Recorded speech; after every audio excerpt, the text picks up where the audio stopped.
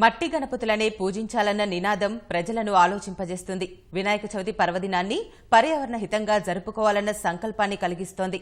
మట్టి ప్రతిమల కొనుగోలుకు ప్రజలు మొగ్గు చూపుతుండటంతో వీటి తయారీ ఉపాధి మార్గమైంది. 200 కుటుంబాలకు మట్టి వినాయకుల తయారీ జీవనోపాధిగా మారింది.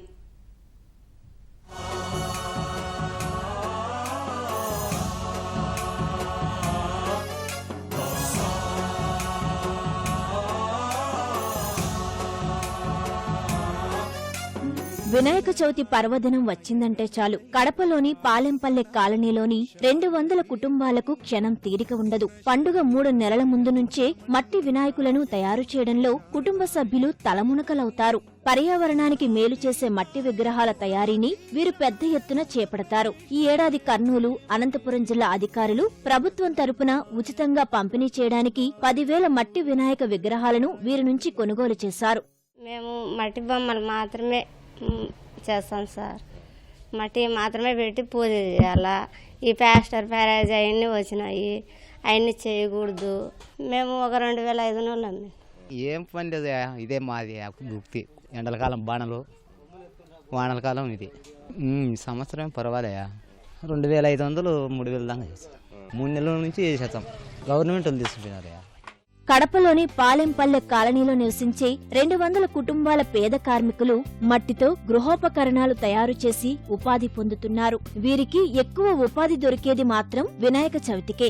ఒక్కో కుటుంబం 3,000 నుంచి 5,000 వరకు చిన్న మట్టి గణపతి విగ్రహాలను తయారు చేసి విక్రయిస్తుంది. 3 నెలల ముందు నుంచే నిర్విరామంగా విగ్రహాలను తయారు చేస్తారు. ప్లాస్టర్ ఆఫ్ పారిస్ విగ్రహాలు ఊస ఎత్తకుండా మట్టితో ఆకట్టుకునేలా విగ్రహాలు తయారు చేస్తారు. 10 ఏళ్ల క్రితం నుంచే ఈ కుటుంబం మట్టి విగ్రహాలను తయారు చేస్తున్నాయి.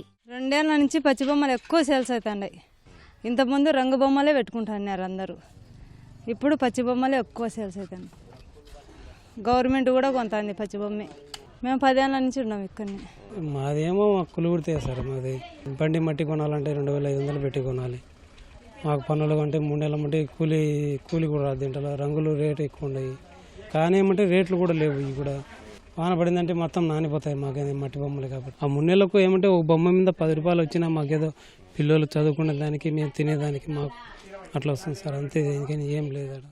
రసాయనాలతో తయారు చేసిన విగ్రహాల వల్ల పర్యావరణానికి హాని కలుగుతుండటంతో ప్రభుత్వం మట్టి విగ్రహాల తయారీని ప్రోత్సహిస్తోంది. కర్నూలు, అనంతపురం జిల్లా కలెక్టర్ల నుంచి నెల రోజుల ముందుగానే 10,000 మట్టి విగ్రహాలు కావాలని ఈ తయారీదారులకు ఆర్డర్ ఇచ్చారు. ఈ మట్టి విగ్రహాలు కర్నూలు, అనంతపురం జిల్లాలకు చేరుకున్నాయి. కడప జిల్లాలోని వ్యాపారులు ఈ ప్రాంతంలో మట్టి విగ్రహాలను కొని వాటిని వేరే ప్రాంతంలో విక్రయిస్తారు. 3 నెలల పాటు కష్టపడి పనిచేస్తే ఏటా కుటుంబానికి అవసరమైన ఉపాధి లభిస్తోందని మట్టి విగ్రహాల తయారీదారులు తెలిపారు.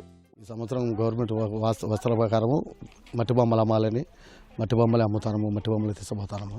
10 రూపాయలు 5 రూపాయలు కూలికి ఒకరం కాదు 4-5 మందిని కష్టం చేయాలి. బాడిగలు ఉంటాయి, ఏంటి ఖర్చులు ఉంటాయి. గవర్నమెంట్ చెప్పినట్టు మనం ప్యారిస్ బొమ్మలు అమ్ముకుండా మట్టి బొమ్మలు కావాలని మట్టి బొమ్మల దగ్గర ఉండి తీసుకుని పోతాను. మట్టి బొమ్మలు మా కాలనీ వాసులకి ఈ ఎకో ఫ్రెండ్లీ వాతావరణాన్ని క్రియేట్ చేయడానికి, ప్లాస్టర్ ఆఫ్ పారిస్ని అవాయిడ్ చేయడానికి, మట్టి వినాయకుడిని పూజించమని చెప్పడానికి మేము ఇక్కడ నుంచి తీసుకెళ్తున్నాం. బాగున్నాయండి ఐడియల్స్. ఓకే, అఫోర్డబుల్ ప్రైస్లోనే దొరుకుతున్నాయి.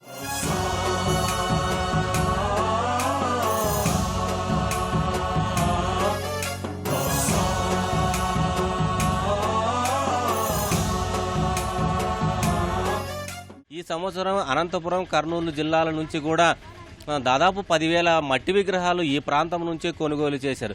అయితే వీరికి ఇచ్చేటువంటి ధరను రెట్టింపు చేసి ఉపాధి అవకాశాలను కల్పించే విధంగా ప్రభుత్వం ప్రోత్సహించాలని ఇక్కడ ఉన్నటువంటి తయారీదారులు కోరుతున్నారు. కెమెరామెన్ జగదీష్తో మురళి, ఈటీవీ న్యూస్, కడప.